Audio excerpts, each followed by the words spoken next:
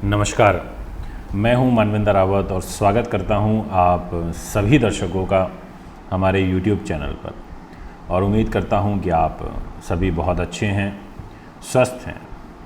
मित्रों, ज्योतिष एक बड़ा ही गहरा विज्ञान है, इसको बड़ी गहराई के साथ में समझना चाहिए। ग्रह डेली बेसिस पर परिवर्तन करते हैं। कुछ ग्रह ऐसे हैं जो 1 महीने में परिवर्तित होते हैं, कुछ ऐसे होते हैं जो कहीं ना कहीं 2.5 साल में परिवर्तन करते हैं, तो कुछ ऐसे होते हैं जो 13 महीने में करते हैं, तो कुछ ऐसे होते हैं जो 20-22 दिन में करते हैं, तो कुछ 45 दिन में करते हैं। हर ग्रह का इसीलिए कहते हैं कि लाइफ में हमेशा टाइम चेंज होता रहता है। चंद्रमा तो 2.25 दिन में ही परिवर्तन करता है। इसका मतलब ये हुआ कि जीवन में ग्रहों का जो चक्र है वो हमें बहुत ज़्यादा प्रभावित करता है, बशर्ते एक एस्ट्रोलॉजर को भविष्यवाणी और ग्रहों की कैलकुलेशन अच्छी करनी आनी चाहिए। अब 1 महीने में भी बड़ी वेरिएशन रहती है। कुछ लोग कहते हैं कि इस महीने में 10 दिन तो बहुत बढ़िया निकले, 20 खराब निकले। और 10 दिन इसलिए अच्छे निकले क्योंकि उन 10 दिनों में जो ग्रह की मजबूती थी वो काफ़ी ज़्यादा थी, ग्रह को पावर बहुत ज़्यादा मिली हुई थी। तो ये एक बड़ा प्रभाव होता है। तो मित्रों, आज का जो मेरा विषय है वो भी बड़ा महत्वपूर्ण और निर्णायक रहेगा, और वो भी इस बीमारी के काल में निर्णायक रहेगा। दिनांक 28 मई से लेके और 22 जून तक एक ज्ञानी ग्रह, एक दैत्य गुरु, जिनको गुरु की ही भांति गुरु का दर्जा प्राप्त है, यानी कि जिन्होंने दैत्यों को शिक्षा दी, इसलिए उनको दैत्य गुरु कहा जाता है, शुक्र, उसका परिवर्तन होने जा रहा है। और वो भी दिनांक 28 मई से लेकर के और 22 जून तक यह परिवर्तन रहेगा। इस दौरान यानी कि लगभग 25 दिन का ये समय रहेगा। और 28 तारीख को भी देखिए रात को 11:59 पर ये परिवर्तन होगा। तो क्या इन 25 दिनों में बदलाव होगा, ये समझने की बात है। अब मित्रों, सबसे पहले आपको ये मैं बता देना चाहता हूँ कि जो शुक्र ग्रह होते हैं इनके पास क्या क्या डिपार्टमेंट होता है जीवन में। मतलब ये किन चीज़ों के कारक होते हैं, किन चीज़ों को हमारे जीवन में प्रभावित करते हैं। जैसा कि आप सभी मेरी वीडियोस को देख करके समझ तो चुके ही होंगे अच्छे तरीके से कि जो शुक्र ग्रह है ये प्रेम प्रसंग का कारक है। इनका एक नाम भार्गव भी है, इनको सूर्य के नाम से भी जाना जाता है। ये ग्रह बड़ा सुंदर है और स्थूलांग है, मध्यम शरीर का है, सुंदर विशाल नेत्र वाला है, जलीय तत्व है, वाक कफ प्रकृति है इनकी।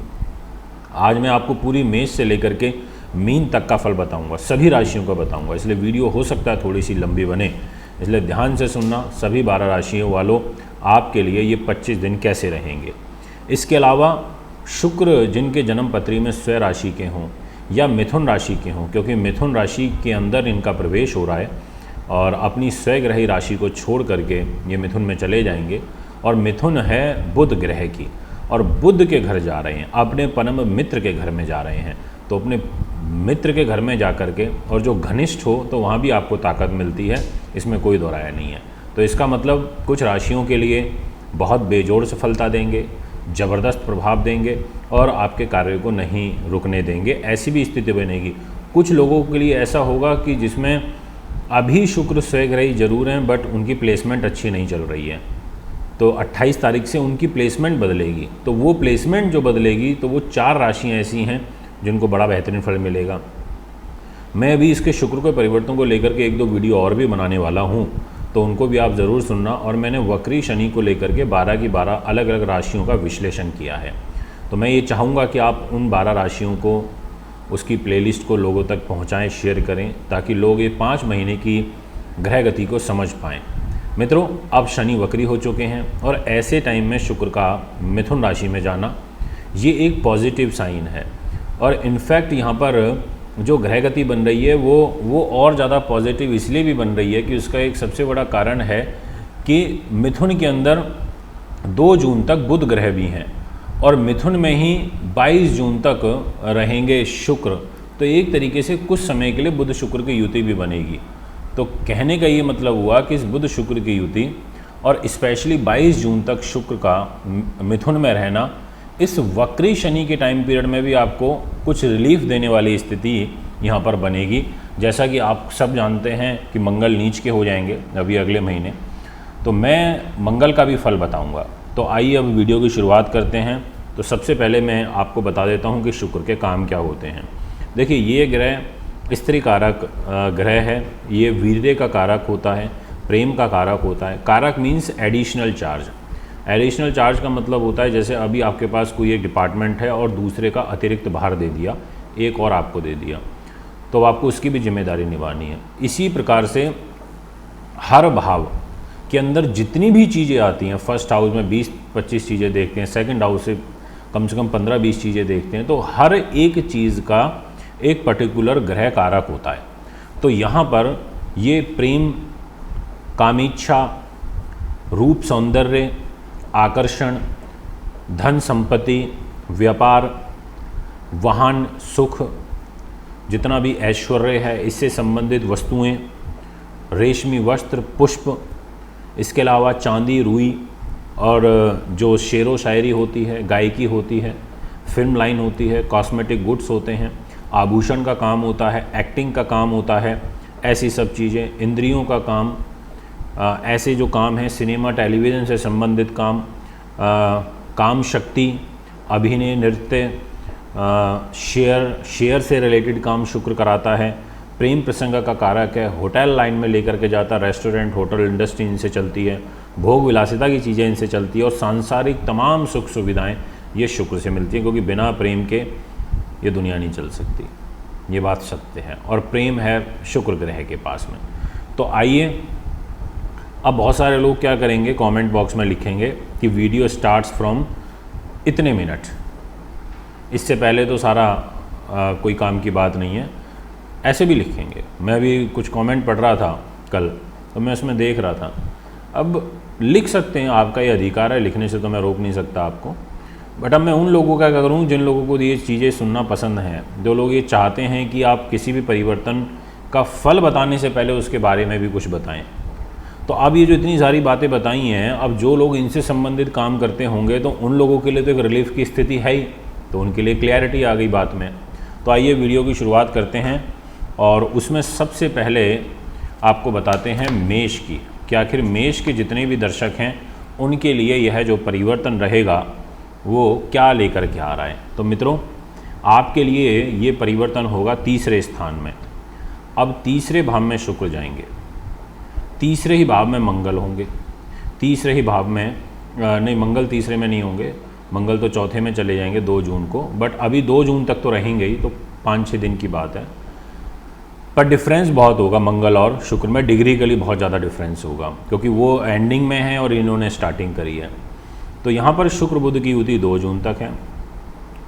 शुक्र तीसरे भाव में जब भी हो तो ऐसा जो व्यक्ति होता है, क्योंकि ये धन के स्वामी हैं और दाम्पत्य सुख के स्वामी हैं, इन 2 जगह की लॉर्डशिप लेकर के तीसरे भाव में चले गए, गले पे जा कर के बैठ गए, मित्र सगे संबंधियों के घर में बैठ गए, तो धन आपके पास बढ़ेगा। इसके अलावा आपका जो व्यवहार है वो कुशल होगा, आपकी विद्वानता बढ़ेगी, धार्मिक विचारों की तरफ आपका रुझान बढ़ता हुआ दिखाई दे रहा है। इसके अलावा भाइयों की अपेक्षा जो आपकी बहनें हैं उनका सुख बढ़ने का एक प्रबल योग बनेगा, और इसके अतिरिक्त आपका जो निज पुरुषार्थ है, जी हाँ दोस्तों, आपका निज पुरुषार्थ, उससे आपके काम बनेंगे। इस प्रकार की जो एक ग्रह गति है वो यहाँ पर बनती हुई नज़र आ रही है। इसके बाद अब मैं नेक्स्ट बात करता हूँ आपसे मिथुन की। जितने भी दर्शक इस समय हमें सुन रहे हैं और वो मिथुन के जातक हैं, तो मैं उनसे केवल और केवल इतना कहना चाहता हूँ कि आपके लिए जो ये परिवर्तन हो रहा है, इस परिवर्तन में 12वें भाव के स्वामी शुक्र बनते हैं और साथ में ये पंचम भाव के स्वामी बनते हैं। तो ये 2 भाव यहाँ पर शुक्र के पास हैं। ऐसी स्थिति में शुक्र लगन में रहेंगे, लगन में रह कर के ये आपको रोमांटिक बनाएंगे, रोमांस प्रिय सोच आपकी यहाँ पर बनेगी, आपका घूमने फिरने का मन करेगा। अब वो बात अलग है, लॉकडाउन चल रहा है तो कहाँ घूमोगे, बट घर में ही रह कर के एक रोमांस की प्रवृत्ति, इस प्रकार की जो इच्छाएं हैं वो कहीं ना कहीं प्रबल हो जाती हैं। बच्चों का जो पढ़ाई लिखाई में मन है वो ज़रूर बढ़ेगा, बुध साथ में है, चिंता मुक्त होंगे, नई जो चीज़ें हैं वो होती हुई नज़र आ रही हैं। इसके अलावा आपकी जो कल्पना शक्ति है वो मजबूत होगी, आप में आपका जो स्त्री का सुख है वो बढ़ेगा, जो एक मन मुटाव की स्थिति चल रही थी वो दूर होगी, बुद्धि से चतुराई से धन अर्जन करने के जो अवसर हैं वो आपके बनते हुए नज़र आ रहे हैं। पर जैसा मैंने स्टार्टिंग में ही आपको बता दिया कि आपके लिए जो साइन है वो किस रूप में अच्छा नहीं है, वो खर्चे बढ़ाने वाला है, क्योंकि आपके 12वें भाव के स्वामी होकर के ये लगन में आ जाएंगे। तो इसलिए आपको थोड़ा सा यहाँ पर विशेष ध्यान रखने की आवश्यकता है। मित्रों, इसके बाद बात करता हूँ वृष की। तो जितने भी दर्शक इस समय वृष के मुझे सुन रहे हैं, आपसे मेरा एक ही निवेदन है और वो यह है कि यहाँ पर लग्नेश हैं और रोग स्थान के स्वामी होकर धन में बैठे हैं। तो सेकंड हाउस में इनका यहाँ आना अपने आप में एक बहुत बेहतरीन योग बन जाता है और वो भी बुध भी कुछ समय के लिए यहाँ रहेंगे। तो लगन की, शरीर की, व्यक्तित्व की, मान सम्मान की, परिवार में सुख शांति का वास होना, ऐसी जो तमाम चीज़ें हैं वो यहाँ पर आपके लिए बनती हुई नज़र आ रही हैं। धन अर्जन के अवसर मिलेंगे इस काव्य कला में, संगीत कला में, लेखन कला में, ज्योतिष में, विद्या में, ऐसी चीज़ों में आपको काफ़ी ज़बरदस्त लाभ मिलेगा। पारिवारिक सुख आपका बढ़ेगा और इलेक्ट्रॉनिक्स से संबंधित जो लोग काम करते हैं उनके लिए भी जो ये ग्रह गति रहेगी काफ़ी अच्छी यहाँ पर नज़र आती है। मित्रों, इसके अलावा अब आपसे बात करते हैं कर्क की।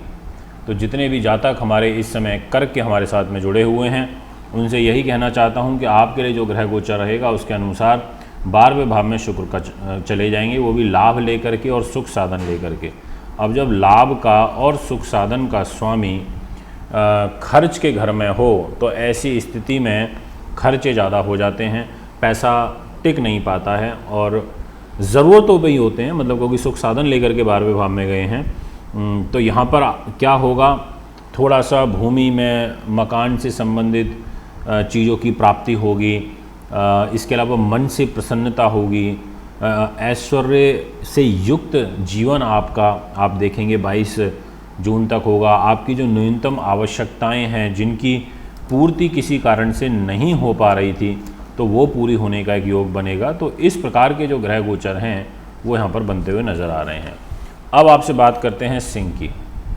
तो जितने भी दर्शक सिंह के हैं उनके लिए ये परिवर्तन, वैसे तो सिंह लगन में शुक्र अच्छा फल नहीं देते, परंतु शुक्र का गोचर होगा लाभ स्थान में और अपने मित्र के घर में और बुध के घर में, और बुध स्वयं धन के स्वामी हैं। तो आपको गेन होते हुए यहाँ पर नज़र आ रहे हैं और काफ़ी अच्छे गेन आपको यहाँ पर प्राप्त होंगे।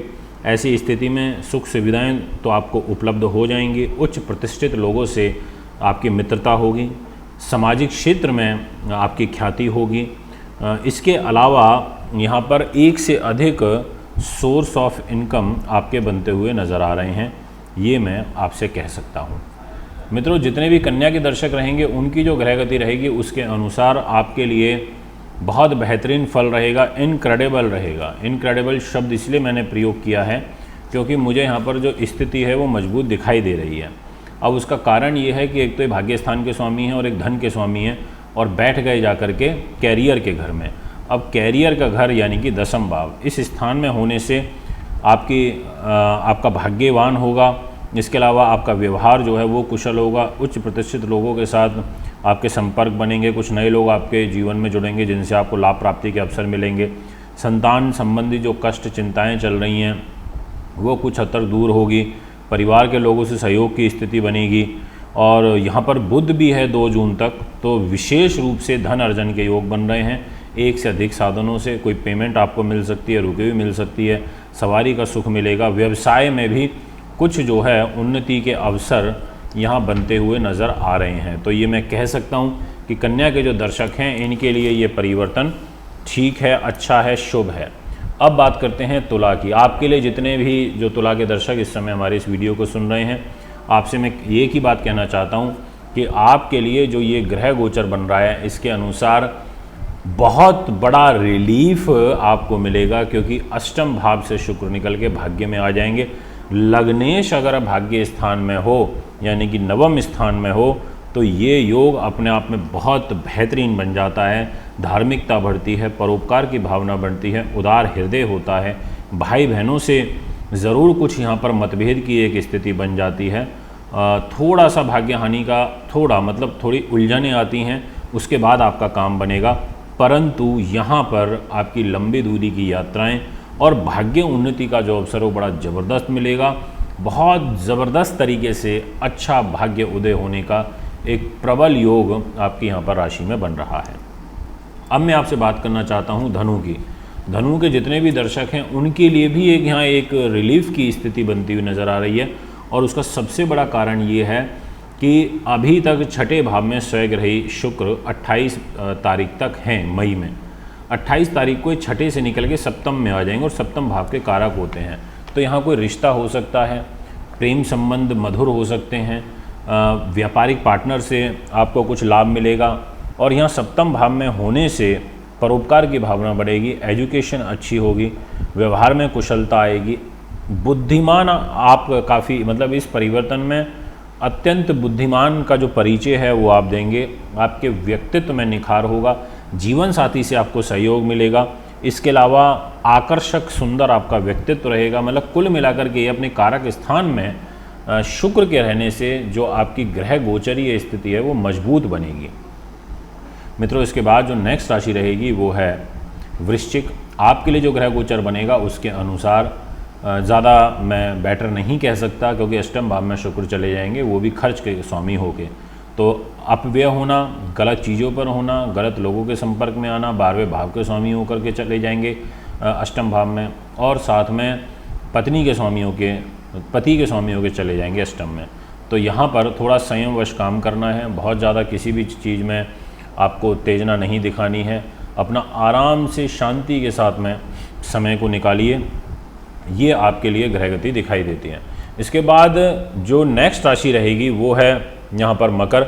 जितने भी दर्शक इस समय मकर के हमें सुन रहे हैं, आपके लिए जो ये परिवर्तन है अभी स्वयं राशि के शुक्र का तो बहुत बेहतरीन है, पर जैसे ही 28 मई को मिथुन में जाएंगे तो आपके लिए कुछ गड़बड़ी का जो अंदेशा है वो यहाँ दिखाई देता है, और इसका मूल कारण है कि छठे भाव में शुक्र चले जाएंगे, भाग्य को लेकर छठे में चले जाएंगे, संतान को, गर्भ को, बुद्धि को, पैसे को, इन सभी चीज़ों को लेकर के ये गर्भ के स्थान में मतलब छठे स्थान में ये जा रहे हैं। तो ऐसी चीज़ों में कहीं ना कहीं आपके फल में कमी होगी, जो कार्य हैं वो कुछ विघ्न बाधाओं के बाद बनेंगे। छठे भाव में जो ग्रहों का फल होता है वो बहुत ज़्यादा अच्छा नहीं होता है, धोखे मिल सकते हैं, इसलिए थोड़ा सा ध्यान रखना है, स्वास्थ्य के प्रति सचेत रहना है। संतोषजनक स्थिति स्वास्थ्य को लेकर नहीं नज़र आ रही है, स्वभाव में विनम्रता अपने आप को रखनी चाहिए। बात करता हूँ कुंभ की। कुंभ वालों के लिए अच्छा है, वो इसलिए अच्छा है क्योंकि कुंभ लगन में सुख साधन और भाग्य दोनों चीज़ें शुक्र के पास आ जाती हैं, और शुक्र त्रिकोण में ही आ जाएगा। ये बहुत बेहतरीन योग है कि त्रिकोण का स्वामी अगर त्रिकोण में हो तो वो बहुत अच्छी सफलता देता है, और नवमेश होकर के पंचम में आ रहे हैं। ऐसी स्थिति में आपको एक अच्छी संतान की प्राप्ति होना, आपको अकस्मात धन लाभ होना, और बुध और शुक्र की युति भी है, तो शेयर मार्केट से ज़बरदस्त या कहीं से भी किसी माध्यम से अकस्मात पैसा आने का एक ज़बरदस्त योग बन रहा है, क्योंकि यहाँ पंचम भाव भी है और ग्रहों की मजबूती भी अच्छी है। तो मैं निश्चित तौर पर कह सकता हूँ आपको यहाँ पर लाभ प्राप्त होगा। इसके बाद जो नेक्स्ट राशि रहेगी मीन। मीन के जो जातक रहेंगे उनको थोड़ी सी यहाँ पर सावधानी बरतनी चाहिए। केंद्र में जरूर रहेंगे, पर फिर भी डिपार्टमेंट अच्छे नहीं है, 2 बुरे भावों के स्वामी होकर के चतुर्थ में रहेंगे। सुख साधनों में बढ़ोतरी करेंगे, मान सम्मान बढ़ाएंगे, पारिवारिक सुख शांति देंगे, पर यहाँ पर फिर भी आपको थोड़ा ध्यान रखना पड़ेगा। मित्रों, ये है आपका आज का ग्रह गोचर, मतलब शुक्र का परिवर्तन 12 राशियों का। अगर आप भी कुंडली बनवाना चाहते हैं, दिखाना चाहते हैं, पूजा पाठ या रत्न लेना चाहते हैं तो मुझे संपर्क कर सकते हैं। एक बार पुनः आगामी कार्यक्रम में उपस्थित होऊंगा। नमस्कार। Near Janakpuri C1 bus stand, new Delhi 59। Phone number 01125638157 25638168। Mobile number 9999886090 9212286090। Email info@astrohubworld.com। Website www.astrohubworld। दर्शक